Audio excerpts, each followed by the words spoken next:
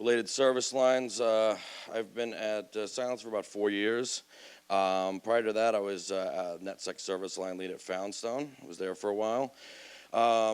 Things that I enjoy very much, breaking embedded systems, wireless research, and red teaming. And one of the things we do a lot of at Silence is medical device testing in the embedded space.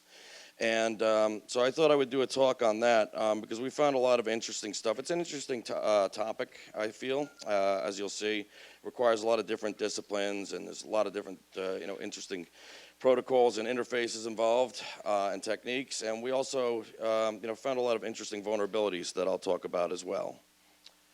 So to that end, we'll do a brief intro on medical devices. We'll talk about some of the tools that we use and that you can use to pen test medical devices. We'll talk about some of the techniques as well. And then we'll talk about some of the vulnerabilities that we found, some of the classes of vulns and some specific stuff that we found to be kind of systemic in the medical device space. And then some recommendations both for providers and vendors to improve the state of medical device security, which is really the point of this talk is, not to call out anything specific to a particular vendor or anything like that, but really to help try to roll the ball forward or move the ball forward in the medical device security space. So yeah. So one of the things about medical devices is they take many different forms. You have everything from very small like telemetry or implantable type devices that would use like an RTOS operating system to full on systems with a full Linux operating system, full Windows operating system, basically a PC on a cart and everything in between. Embedded systems with an embedded Linux kernel like infusion pumps. There's a wide variety of devices, and also falling into the medical device space really are the applications, supporting applications. So web applications, thick apps, and mobile apps are all considered medical devices by the vendors and all have to go through the same certification process by the FDA. And they utilize a variety of interfaces, and this is one of the things that I found very interesting in the medical device space is that devices communicate over a lot of different interfaces. So you can have a device that just uses, for instance, some of the older ones will just use RS-232 serial. Some of the newer ones, though, you could be dealing with, Ethernet and 3 different types of wireless, cellular, Bluetooth, or Zigbee, or 802.11 Wi-Fi as well, and also proprietary protocols utilized in the WMTS and med radio bands. And you tend to find that a lot of medical device vendors are very fond of proprietary wireless protocols. So medical device connectivity, these are some of the protocols you'll commonly see when dealing with medical devices. HL7 is really common, and its purpose is to allow communication between disparate medical devices. So there's 2 versions that you'll likely encounter. Version 2 is kind of serial based, while version 3 is XML based. It utilizes no encryption, which we'll see is quite common, so clear text protocol. The DICOM is for imaging, so transferring images from, for instance, an ECG or X-ray system to a PACS server. That supports encryption, but it's often not utilized. What you see there is specifically vendors will call out in their DICOM conformance statements that, for instance, that security is in that the system should be installed in a segregated environment, and that we have not implemented any encryption into the protocol in the way that we've implemented it. POC-1-A is for facilitating communications between point-of-care devices and a health information system database. That's also based off of HL7, so it's version 3. So it's XML based. Also no encryption or authentication in use. It's actually an old standard. I believe the original standard is from 2001. So wireless medical bands. So these are bands that have been carved out by the FCC. The protocols utilized within them, though, are completely up to the vendors. So you'll see a lot of proprietary stuff in these bands, like, for instance, Philips uses a modified version of DECT, while other vendors use other proprietary protocols. However, WMTS is for wireless telemetry devices, so think like wireless patient monitors for them to monitor their vital signs while allowing them mobility throughout the facility.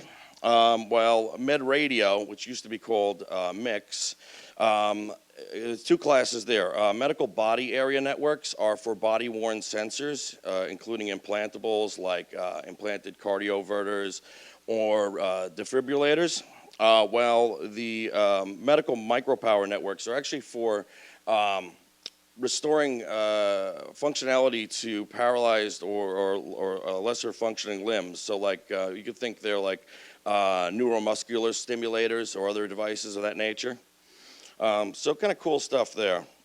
And in the WMTS side, the most common band you'll probably see is the 1.4 gigahertz band. But there are 3 bands there.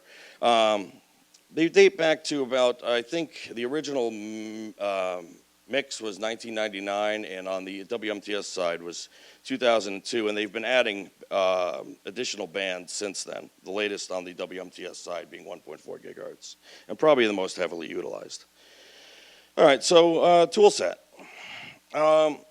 So there's 2 sides of the tool sets that we utilize. There is the, at least from a hardware perspective, there's the network side for testing various types of wired and wireless communication, and then there's the hardware side for testing, hardware debug interfaces, extracting data from chipsets, etc.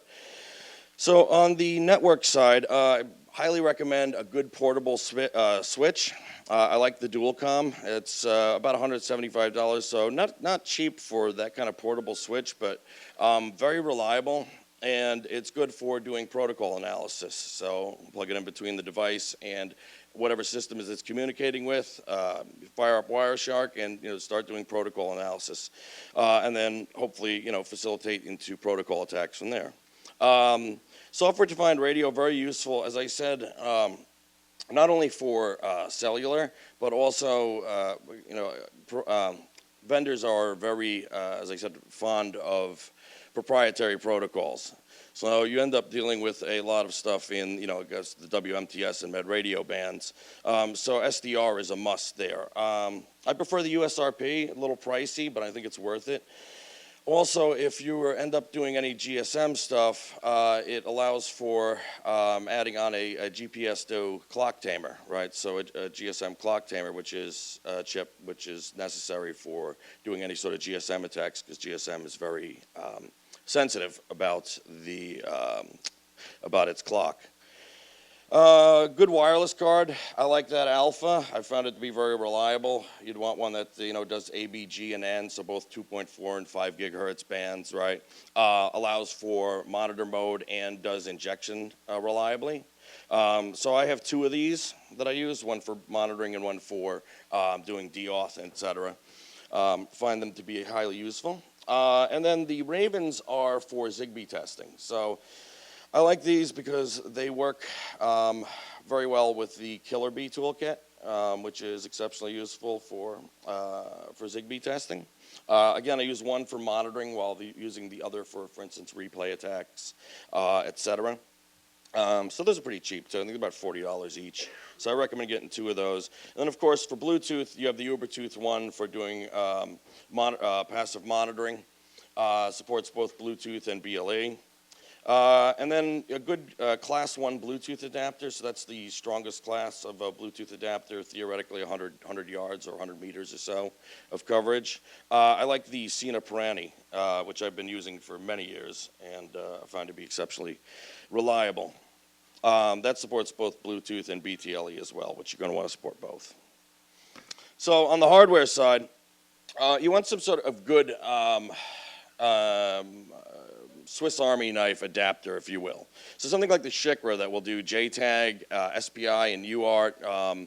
Bus Pirate is useful in that space as well. Also the Black Magic probe, although that will do JTAG, UART, and won't do the others. However, it has a direct interface into GDB, which is nice. So it's, your mileage may vary, but I like the Shikra.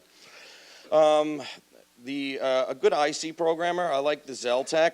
A little pricey at about $700. The upside is for reading out chips, it supports about 30,000 different chips. So, you can do this stuff open source using like a Bus Pirate and Flash ROM, but, that works up until it doesn't support the chipset that you were trying to dump, right? So it's a good investment, and, it saves you a lot of headache, down the road due to, all the chip support. A good logic analyzer is a must. I like the Salier Logic 16. Again, it's a little more pricey. You can get the 8. Which is not as expensive. The benefit of the 16 though is that it supports much larger capture sizes, which is definitely useful. A dedicated JTAG or a serial wire debug probe. The reason I say this over that it's good to have one in hand is you want a baseline of being sure that the reason something's not working is not because of your tooling, right? Open source hardware is awesome, but it's good to have something that is, definitely supposed to work, right? And you can get the student version of the Sega J-Link pretty cheaply. So it's a good place to start. It comes with support. It works with a lot of different stuff, and, it just works. So the JTagulator is an awesome tool created by Joe Grand. It's for doing JTAG and UART pinouts. So really time-saving tool. You give it you find ground, you give it the voltage of the device, and then you plug in all the different pins, and off it goes. Exceptionally useful. That's about a $200 or so device, but I highly recommend it. A good multimeter for doing pinning out devices, finding voltage, finding ground, pinning out the various chips, invaluable. Fluke makes great stuff. If you're like me and you can't see too well, a bench magnifier, eminently useful, completely indispensable, and or a USB microscope. The other thing you can do is for reading off the markings on various chips and taking pictures is your phone, right, with magnification. Tilt the little tip is to tilt the device, tilt your light, try different angles so you get different shadowing, and at certain angles the markings on the chips will be much clearer than they would be otherwise. And of course a good soldering station for soldering on headers or removing chips. Also you can utilize a hot air rework station if you're really getting serious into removing components from a board. Got to be careful with those, though. Do not do that directly on your desk, or you will have some nice marks in your desk as a result if it doesn't catch fire. And then, of course, all the stuff that you end up collecting over time, pull up and pull down resistors, capacitors, have a number of headers for soldering on to boards where there are not existing pins for debug interfaces, which is quite often. Test clips are invaluable and will definitely keep you from getting a headache over trying to fit very little very small, clips onto very small pins. The test clips just allow you to clip directly onto a chip, like a SOIC, for instance, and dump the data off of it. So those are super useful. I've got a whole set of those that I've acquired over time, and I can't recommend them enough. And of course, jumper wires. All right, so let's talk a little bit about some of the attack techniques and how we assess devices. Some quick considerations first. Device has to be in a lab environment. You get this from providers or hospitals sometime where they ask you if you can just scan devices on our network, and I'm like, have you scanned devices? Because they don't like that. Medical devices in particular, and you see this in a lot of embedded devices, but specifically in medical devices, do not like to receive any kind of unanticipated traffic. They generally default to just falling over and dying. The other thing about that is The device should not be returned to a production environment, to a clinical environment after being tested, because you can no longer trust that the device is stable, that that something has not been modified in the course of testing that would be detrimental to patient health. So most large providers have dedicated test devices and a dedicated test environment, but that's a must. All support systems should be in scope. You see, in most embedded devices don't operate in a vacuum, but especially in medical devices, you have supporting systems, right? You have health information systems, you have PACS servers, you have other vendor-supplied applications or servers, right? You want to test the entire ecosystem, not the device in a vacuum. Most of the best stuff, the best findings you're going to get, where you're going to find vulnerabilities, is ensuring that the device is operating like it normally would in a clinical environment, right? It's sending data, and you can usually set up demo modes for these or have data generators hooked to it that will make it act like it normally would. And this is where you're going to find most of your interesting stuff. But of course, the main focus for testing there should be, vulnerabilities that impact patient safety, number one, right? So anything that could harm the patient. Which will always be the number one concern of any vendor or provider as well, right? And then, of course, secondly, right, vulnerabilities that are in exposed PHI or PII, and it should be in that order. Excuse me. Okay, so there's 4 or 5 major areas that we look at when we assess medical devices. And those are the remote attack surface of the device. So it's network-facing attack surface, right? What services it exposes, right? What are the vulnerabilities there? Authentication bypass opportunities for remote code execution, et cetera, depending what it's exposing. It's local attack surface, which comprises, of course, the operating system and opportunities to break out of a restricted environment or to privilege escalation or access things you should not be able to, et cetera, but also, of course, the hardware side, right? So there, debug interfaces, the ability to get shell through something like UART, the ability to dump memory from the device or dump its firmware and retrieve all the interesting stuff that's in there, like crypto keys or hard-coded creds, and also, of course, to leverage that to find vulnerabilities on the device. And then we look at its supporting systems, right? So these are often vendor-supplied. So you'll have vendor-supplied apps, in some cases, full servers or workstations that are supplied, and we look at the same things there, including, of course, reverse engineering any applications on that side as well, or if they're web applications, we're going to do web app testing against them, looking for vulnerabilities on that side. If they're full systems, we're going to look at how that system is set up, what the level of privileges allowed are, often way too much. We often find that they're pretty poorly secured, and a lot of times, and for you folks that have done pen testing, you may have noted that, probably very often on internal network pen tests, right, you first get your first point of access to the network through a vendor-managed box, right? And this is no exception here. They'll have domain credentials on them and offer you a first foothold onto the network to get access to other systems. And then finally, we'll look at the protocols, both wired and wireless, that the device uses to speak to its supporting systems, right? So this is, as I said earlier, a lot of proprietary wired and wireless protocols used by various vendors. We do, reverse engineering there to determine, can we do man-in-the-middle attacks, right? Can we modify the data in transit? Which, of course, with medical data coming from, for instance, a patient monitor to a central monitoring system, that's critical that you want that vitals data to be accurate, right? Can we impersonate devices and have other devices send us PHI or PII?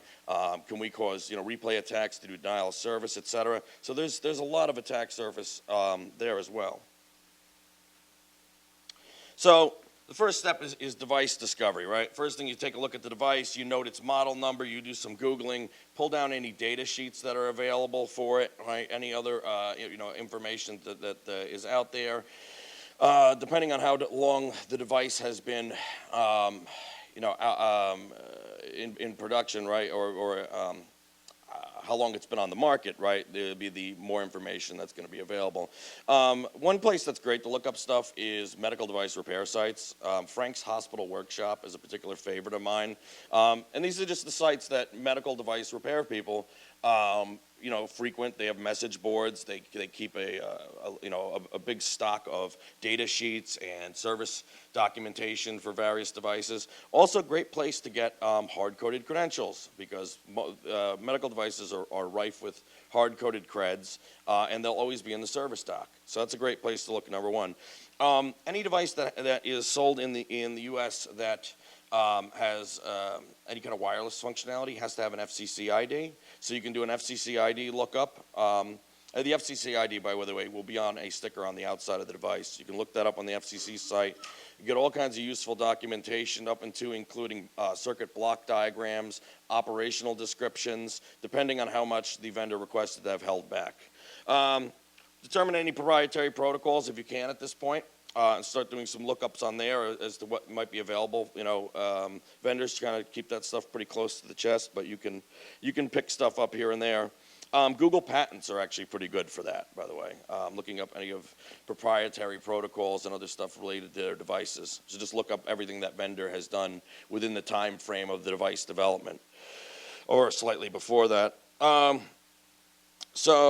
Prior security research, always really helpful, if there is any. Also tools, existing tools, such as protocol decoders or libraries that have been written around that protocols or the functionality of that device. You're going to find this more outside of the security space and more in the, I guess you could say, the device administration space, right? So you'll find stuff that may be not, full featured, but it'll give you something to work off of to start. And of course, enumerate the device interfaces, figure out what you're working with, and look for external debug functionality on the device. You tend to find that devices will have some, depending on the device, some very little, but some, for instance, we dealt with one patient monitor that you could dump the stack, dump the heap, get packet captures all through the device interface, which was exceptionally useful for doing debugging on the device. So I think we kind of covered that. Supporting systems. So as I said, many devices come with vendor-supplied supporting systems. One thing, what I'll do generally first is install. If it's vendor-supplied software, I'll install it and note where everything has been installed. And the first thing I'll look at is config files. They love to store all kinds of interesting artifacts in the config files. Plain text creds or poorly encrypted creds, because the key's got to be somewhere, right? We'll talk about that in a minute. Database connection strings, all their kind of interesting artifacts. So that's an easy gimme, right? You'll also find them sometimes in log files. So you look where it's logging. If it's keeping its own logs, they tend to play fast and loose with the logs. And sometimes you'll find the username and password showing, username logged in with password. Thank you. That's great. Very often you find the apps, I would say 90% of the applications that I've dealt with on the supporting system side are written in .NET, which is easy reversing. Pop it in dnspy, it will decompile it for you. You can also debug and edit and then recompile on the fly. If you haven't used dnspy, awesome tool. I can't believe it's still free. I keep expecting them to charge for it, given how much functionality is in it. Same thing with the binaries. Reversing the hard-coded creds and crypto keys and other artifacts, very common to find in the server-side binaries. And again, since it's .NET, it's easy to decompile, and then just in dnspy, just search for things like key, password, secret, hash, interesting things will come your way. Also, you find local authentication schemes, which we'll talk about as well, where the app is authenticating locally on the server to itself with built-in authentication rather than across the network or using any kind of built-in OS auth. Protocol reversing. So as I said, proprietary protocols, very common. I'd say on the wired side, the proprietary protocols are mostly on the UDP side, which are pretty easy to reverse in most cases. In the worst case, you can reverse the server side or the device side binaries. Especially if it's .NET, it's going to be exceptionally easy to understand it. But in most cases, like when dealing with patient monitors, you can simply generate input on the device, observe it in Wireshark, change the input, see what changes, and understand the encoding, right? And then you can modify on the fly. We'll talk about that in a second as well. On the wireless side, a bit more difficult because there's a bit of a learning curve. The steps are to look up the FCC ID again, understand what bands or frequencies the device is communicating on. Use GQRX, which is an excellent GUI-based tool for software-defined radio with your SDR peripheral of choice to confirm that the device is transmitting on that frequency. Obviously, have the device communicating while you're doing this. Take a capture using Osmocom FFT is very good for that. So take a capture of the device's communication, save it out to C file, and then Inspectrum is a great tool for visually analyzing the capture data, and you can tell generally, what kind of keying it's used. Amplitude shift keying looks different than on-off keying, looks different than frequency shift keying, for instance, right? So that's a good place to start there. And then GNU Radio Companion will allow you to write a demodulator to decode the signal back to binary. Now, that's where most of the learning curve is. GRC is not an easy thing, a simple thing to learn. Anyway, there's a bit of a learning curve there. But it is exceptionally powerful once you get the hang of it. There's a new tool, actually, semi-new, came out this past year, called Universal Radio Hacker, that I have not had the the chance to use on an engagement yet, but it looks exceptionally awesome and seems to make the process a fair bit easier than what I'm describing here. So that's something you might want to look into as well. So hardware discovery. Carefully open the device. I say here for tamper protection, which is true, you're not going to really see much in the way of any advanced tamper protection in medical devices. Nothing that's going to try to, for instance, wipe the memory on you if you trip a switch or whatnot. Mostly springs and other kind of like latches, etc. That the device might not function, for instance, if the case is off, easily bypassed. But mostly, you don't want to break anything, right? Medical devices, by the way, I didn't mention earlier, are really expensive. And your customer, for instance, will probably not be happy if you break a $20,000 device. Even mid-range patient monitors would be like $8,000, $10,000 on eBay, and so not cheap, and fragile as well. And obviously, you don't want to start an engagement by breaking the device. As I said earlier, bench magnifier or your phone camera, identify all the chip markings, at least all the major chips for a start, right? You want to do the microcontroller, the different memory, flash banks, the RAM banks, NAND, NOR flash, any SOCs or systems on a chip, so the wireless chipset that it's utilizing, any analog to digital converters, FPGAs, etc. Is a good place to start. So start with the bigger chips, work your way down. Write down the markings, look up the data sheets for each. All right, so that's the first thing I do. Review the data sheets, look for what protocols the chips support, so especially when you're dealing with the flash chips, see if they support SPI or I2C or which are bus protocols that you can use to communicate with them to pull the data off the chip.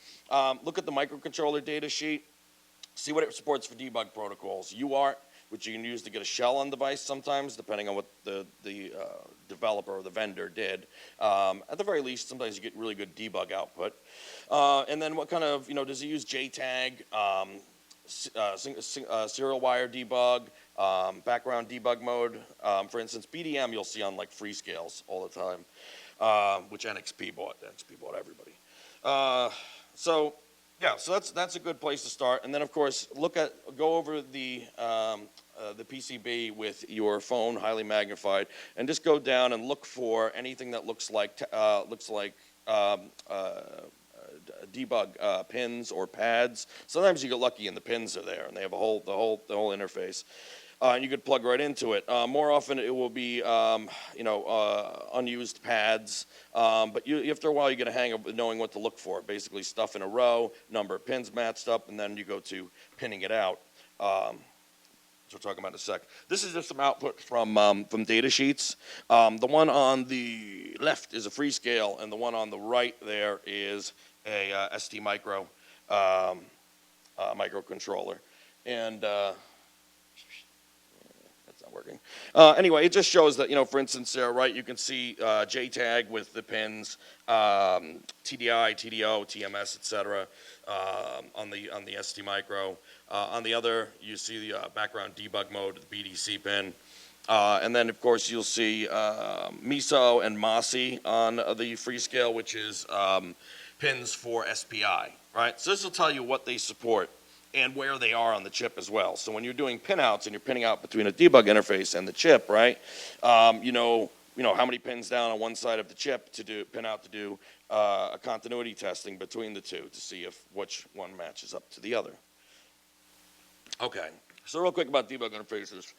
JTAG is a very useful debug interface that will allow you to,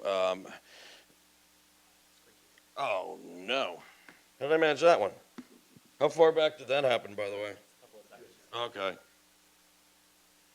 It's kind of like when you're on a conference call and you say some real brilliant stuff and you were on like mute the whole time. Yeah. At least you can tell everybody you said all kinds of brilliant stuff because you're on mute and nobody knows. Oh, come on. Please come back. Please come back. Looks great on my screen. Oh, okay. Don't touch. Don't. Go away. All right, I lost my timer though, so, okay. JTAG really useful for pulling the, JTAG allows you to interact with the microcontroller and will allow you to dump firmware off the device, dump memory contents, a whole bunch of other stuff as well. Edit stuff in memory. So a lot of it very eminently useful for that. Serial wire debug basically shares a lot of the same pins with JTAG quite often, but just uses less pins than JTAG, so really only 3 instead of the 6 or so that JTAG requires. And what you'll often find, like with the ARM standard JTAG adapter, is that they piggyback pins, so there'll be dual-use pins there. So basically, it does the same thing, just less pins. Very common on ARM chips, especially the newer ones. UART, different animal, only 3 pins, transmit, receive, and ground. It's a serial console, right? A serial interface. At best, this depends entirely on what the vendor might have done with it. Sometimes you'll get a direct unauthenticated root shell right in the device. Sometimes you'll get a lesser shell. Sometimes you'll get an authenticated shell that you have to bypass authentication. Sometimes you'll get debug output, which is exceptionally awesome for doing recon on the device, because when the device starts up, it'll output all this really useful debug info about the hardware, memory locations, how memory's mapped out, et cetera. Really great stuff. And sometimes you'll get nothing at all. So it's pot luck there. To interact with them, like I said earlier, right, a good JTAG probe like the Seger J-Link is excellent. That will also do SWD. And on the UART side, you can use a whole variety of stuff. Anything from an FTDI friend to a SHICRA to pretty much a very wide variety there. For connecting into that. And then you can just use any kind of serial console. Minicom, screen, putty, pick your poison. All right, so, real simple here. WinBond SPI flash chip. SOIC form factor. 8 pins, super common. Easy way to dump it is to use a SHICRA or a Bus Pirate with a SOIC test clip. So a SOIC test clip clips right over the chip, makes it real easy. You don't have to mess around with little probes and stuff. Flash ROM is a tool for flashing and retrieving the contents of flash chips. You run that through the Bus Pirate using the Bus Pirate as your probe, and you'll dump it out to a binary. Easy peasy. The pins there real quick is just Mossy, Miso, S-Clock, Slave Select, and Ground are your SPI pins. Okay, so dumping flash via JTAG. There's a bunch of different ways to do this. You can use OpenOCD, which is a really useful tool for interacting with JTAG. But one way that we did this here was we used the Seger J-Link. So this is a parallel flash, right? It doesn't support SPI. It uses multiple pins to transmit and receive data at the same time, in parallel, obviously, with the microcontroller. But using JTAG, depending on the chipset, you can communicate or control over JTAG from the microcontroller the flash memory. And in this case, using the tool JFlash, which is a free tool that Seger provides that will work with its J-Link probe, we could use the Atmel, in this case, microcontroller, select the type of flash chip in use here, which is an ST Micro. It was supported by JFlash, and dump the contents of it. So really simple, fast process. Which, you're always looking for the shortest path whenever possible. And in this case, it was most certainly the shortest path. Again, this is why I recommend, always having one,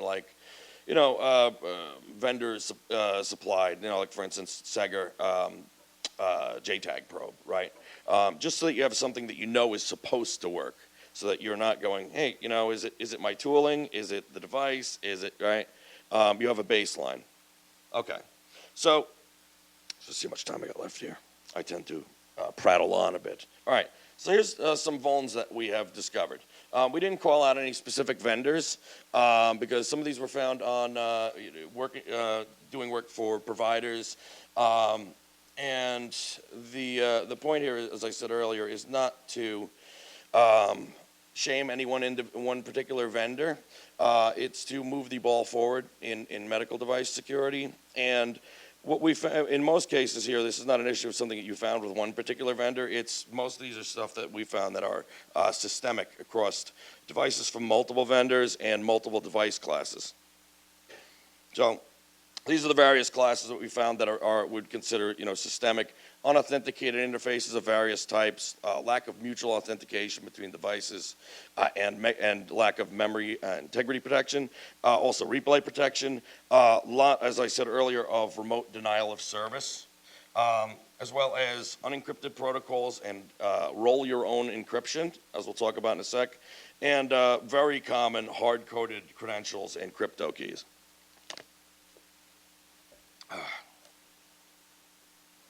So the first is DICOM. So I said earlier, DICOM is a protocol used to transmit images from a device like an X-ray or an ECG, for instance, to a PACS server, which is a medical imaging database, if you will, right? The QRSCP, so DICOM supports multiple services. One of them is QRSCP. QRSCP allows you to query the PACS server for a particular file or files and retrieve it, right? What we found is that all you really need to do this is you need to know what you're querying for, and you need to know the AE title. Think of an AE title kind of like an SNMP community name.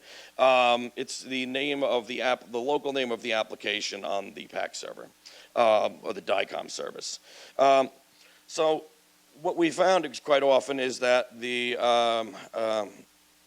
providers will leave the default AE titles in place. Shocker there, leaving defaults. And all vendors publish what is called a DICOM conformance statement. What that does is it allows anybody that's doing development to interact with their PACS server, for instance, to know what they support on it, right? What functionality is supported, other information that will allow you to interact with it, right? Well, it'll show all the default AE titles in that, and it's publicly available information. It'll also show the supported SOP classes, which is basically says, on this server, this functionality is supported. You can access this type of functionality, and you can do it, to these type of objects or files, right? So here you have everything you need to be able to connect up to one of these systems. And what we did was we used PyNet DICOM to query the DICOM QRSCP service on a PAC server. We downloaded, since we needed to know the patient, at least surnames that we were querying for, we went to the U.S. Gov Census, downloaded list of the 100 or so, or 1,000, I think it was, most common surnames in the U.S., right? Smith, Jones, et cetera, right? And basically just ran a for loop to that. And by doing that, we dumped thousands of patient records from the database. We used that, doing that using the default AE title, but actually what we found is that it would actually do the same thing with no AE title at all. So you basically needed no authentication at all. So PyNet DICOM, very useful for doing the queries across the network. And then there's another Python library called PyDICOM that will actually allow you to display the records themselves. So I was saying earlier, local authentication. So in this case, there was a vendor had a pair of .NET applications that were installed server side, and so you had to log into them. So the first thing I did was I ran Wireshark to see if what sort of communication was going on between this application and the medical device, and nothing. I logged in, nothing failed, nothing happened. Nothing going across the network. And I'm like, is this app broken or something like that? Well, I realized that it's authenticating locally to its own little SQLite database. The hashing format was pretty sound. It was using SHA-512. Actually, it was an HMAC SHA-512. But since it's .NET, what you can do is load it up in DNSpy, debug it, and step through till you find the auth function, then edit that to just always evaluate the true. Right, compare. It would look for username, the privilege level of that username, and the password. Just always evaluate the password as being fine.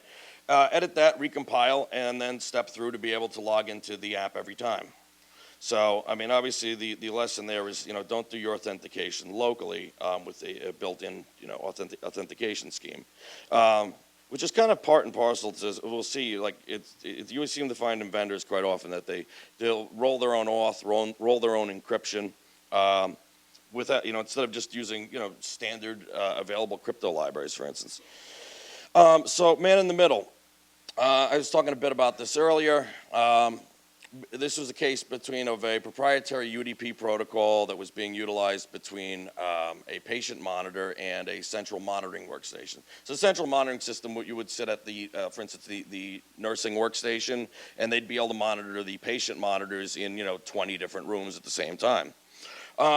So we generated input on the patient monitor, just watched that in Wireshark, identified, we send some values, then take a look at it in Wireshark, change those, identify what was changing and what the encoding was, and then we just simply wrote an ettercap filter to say, look for these values, and when you see them, change them to this. And by doing that, we were able to just ARP poison and change the values on the central monitoring workstation to whatever we wanted to. So we changed them, blood pressure is 31337, which I'm pretty sure will kill you. So, it's a cheap attack, but, again, you don't need to, simple works, right? And especially in this case. Device impersonation, kind of part and parcel to that. Patient monitor ecosystem, so the monitors and central monitoring workstation from a different vendor. We found that the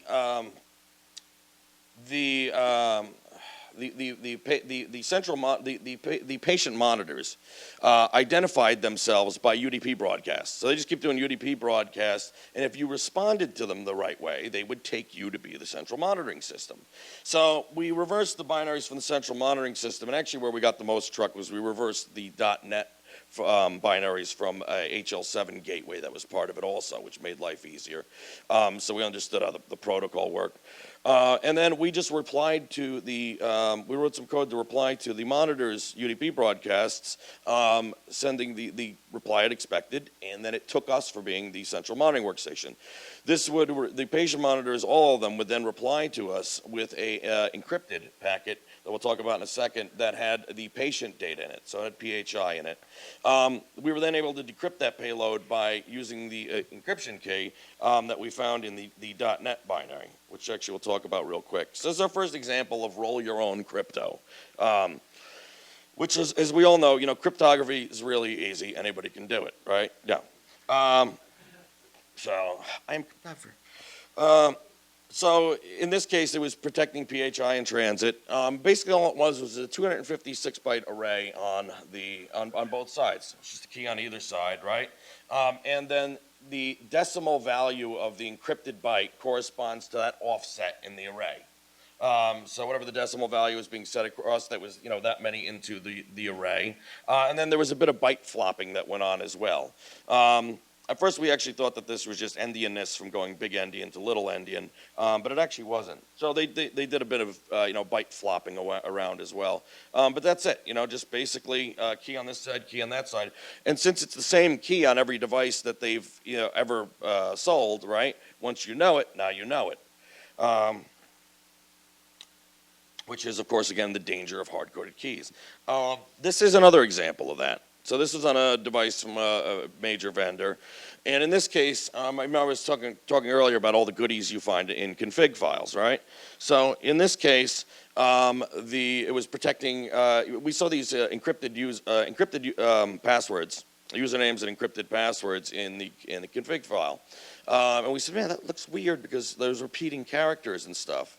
So we reversed the binary for the application. And what we found was what they're doing is, so picture an ASCII table, right? If the decimal value of the ASCII character, right, is less than or equal to 31, add 224 to it. If it's greater than or equal to 251, subtract 224, right? And then if the decimal value is even at that point, decrement by 4. Otherwise, if it's odd, increment by 4. And that's it, right? So you can literally do this with a pencil and paper once you know it, right? Yeah, once you suss it out, you can just do it. And again, this is the same on every one of these devices that they've sold. So if you know it one place, you can go do it elsewhere. And these are creds for a full Windows system, right, on the domain, not just the device. So you get that, now you don't need access to the system itself, at least basic access. Once you have that, you have foothold on the domain, and you can use that to compromise other systems. Real quick, because I'm getting short on time here. Denial of service, real easy. Cat dev view random to stuff. Some devices, any packet larger than a certain size they get, fall over. Cat dev view random into a UDP port they have open, fall over. DICOM third-party library we found on a major vendor's thing, you send a particular string to it, falls over, null pointer to reference. So, I mean, these are super cheap, but it's sort of a constant in medical devices that across the network denial of service, which is why you should never vuln scan them, by the way. If you work for a provider and you have them in your environment, segregate them off, do not vuln scan. Plain text protocols, very common, as I talked about DICOM, HL7, and POC tip 1-A already. Also, SMB, HTTP, SLIP, even, believe it or not, are in use. One funny story is a major vendor, thick client that communicates with their PACs, would switch to HTTPS to do auth. Very good. And then switch right back to HTTP. So what the hell? So it's just sending the auth cookie back, the session cookie back into HTTP. It also never expired. We couldn't kill this thing. We didn't bounce the PACs, but we basically did everything else. Logged out the right way, everything else. Before we left the engagement, a month later, we tried it again, and it still worked. So it was like the cookie would not die. This one is actually not from a medical device. This was on a pen test, but I wanted to give an example of what hard-coded crypto keys get you. We're on a pen test, and we found a backup copy of an XML on a file share. And it had AD credentials in it, but they were encrypted, right? So I Googled the name of the XML file and found out what software vendor it was. Downloaded the trial version of the software. Again, it was .NET again. Reversed it, figured out the encryption that it was utilizing, which was 3DES. It had an obfuscated key, but it wasn't very difficult to deobfuscate. Actually, myself and Brian Wallace worked on it from Silence. Decrypted the credentials, and voila, they were for a DA account. Not only were they there was like 32 sets of credentials in there, but the one that was a DA account was like God mode DA. Never expired. Their DA, you were supposed to only be able to come in from certain systems. This one could come in from anywhere. So it was like the most powerful account on the network. Yeah, they were not pleased about that one. And finally, another interesting one, what hard-coded creds get you. Telematics device communicates over cellular, right? So 3G. That was actually that SPI flash I was talking about earlier, the WinBond, right? Dump the WinBond flash using a bus pirate and flash ROM. Use binwalk, great tool by the way, to extract the contents of it, which was an XML file that contained an APN name and credentials, right? Plus creds for a server.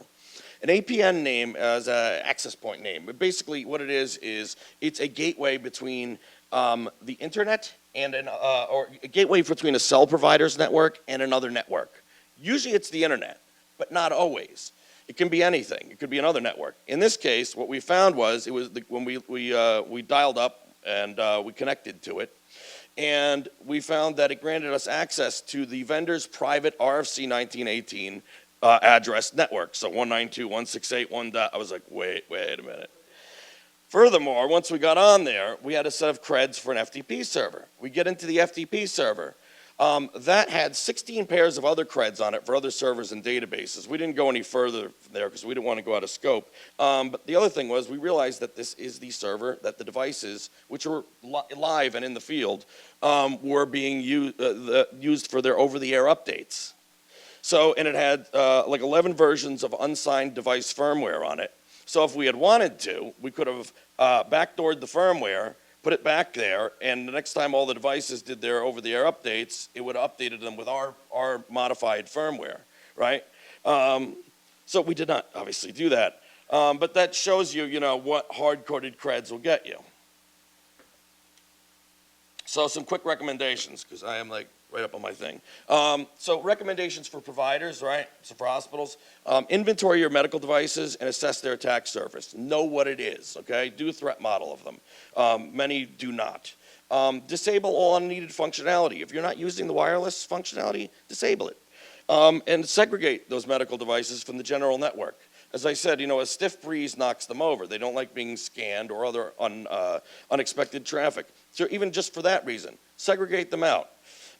Disable unused ports that allow access to those networks. And I mean that also in the physical sense, in hospital rooms, et cetera. Hospitals are very public areas, right? So disable those ports in those rooms if they're not used so that, somebody doesn't have that sort of opportunity. Because there's a lot of opportunities to plug into stuff in hospitals. My wife, unfortunately, was recently in the hospital, and when I went there, I had the experience of I just had free run to the place.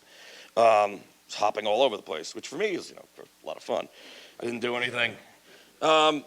Monitor for attack traffic. That's a no-brainer. And finally, report findings to device vendors. If you find, if you have your internal team doing pen tests and you find bones, report it to the vendor. If you have a third party come in like us and we do pen testing, allow us to report it to vendors. We will be your intermediary. We will do the go-between and everything else, right? The more providers report to vendors, the more often, the more this stuff is going to get addressed, right? Because it's still sort of an immature industry from that perspective, right? One of the things we do for vendors is we build out PSARTs for them, or vulnerability management and disclosure programs, right? And so it's growing, right? But it's not quite there yet. It's a new thing to them. So providers, especially if larger providers, you have pull with your vendors. They care what you think.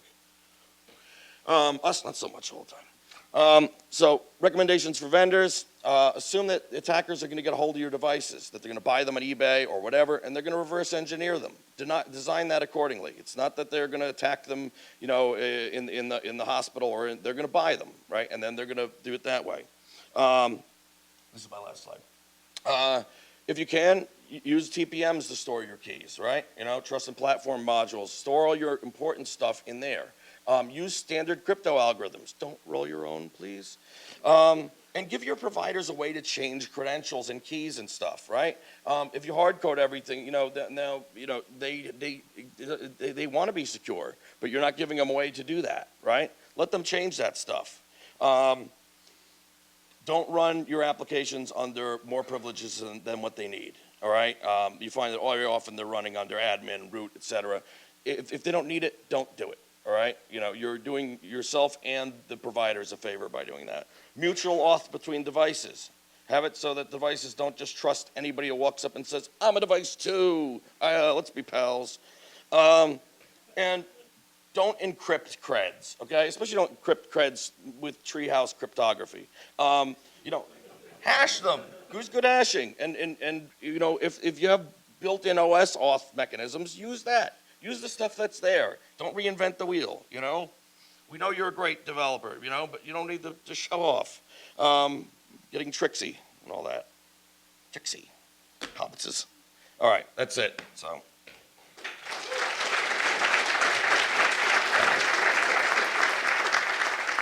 I know I kind of ran late here, but questions? Yes, sir. So you mentioned two things. You mentioned one, that you shouldn't put a device back in production after you've been screwed with it. Mm-hmm. Two, that you should be cautious. You said when you start engaging, it doesn't go well. I'd rather be a little bit. It'll make me Any representative provider wants to do tech testing and provide $600,000. Well, so typically, you know, when it comes to, so the first question, the first answer there was the providers that we've worked with, right, have dedicated test devices. They're not going to have like 6 of them, right? But they're going to have, you know, 1 or 2. They are really, what's the word, hesitant to test the real expensive stuff, MRIs, you know, big X-ray systems, stuff like that, right? Smaller things are more common, right? We do a lot of stuff in patient monitors, in infusion pumps, and implantables, and telemetry systems, and stuff like that, portable X-rays, right? My recommendation is do the testing that you can, all right? If you don't have test systems, more expensive test systems, right? You know, do an analysis, as I said, of the attack surface of your devices, right? You know what services are open, what's exposed, what interfaces are open, right? And plan accordingly. If you can't do deep dive hardware testing, for instance, right, which is not super common for providers anyway, don't. Don't let good, you know, don't let perfect be the enemy of good, right? Oh, okay, cool.